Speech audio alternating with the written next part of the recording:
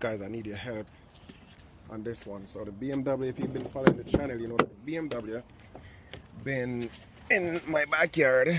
I did a motor swap on it, but I want you to listen to this sound and tell me what do you think I need to do, or what direction I need to go to get this sound go away. There's no light on.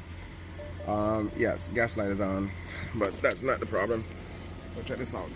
Listen to the sound. Listen to the sound. I know you can hear the sound.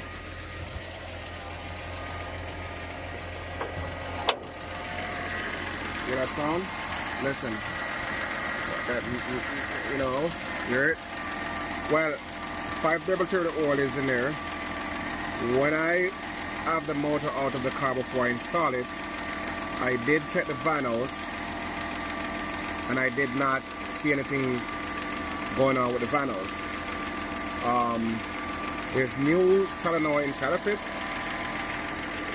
but after letting the car run, because you know that these motor is hydraulic lifters, so you have to let it run for a while to build up the pressure, whatnot, however it works, and sometimes the noise will go away. But after running it for about an hour, the noise stays. So that tells me that there's something going on. You can hear it. That you know.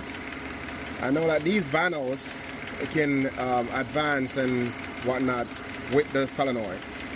So if you know how it's set up, it can move forward and go backward.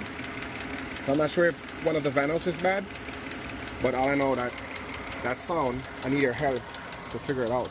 This is a car. It's in my driveway. As you can see, it's running smooth. No check engine light on, but just that sound. I need you guys to jump in the comment down below. Let me know what's going on, so that means I can get this sound gone, because I don't like it. Okay?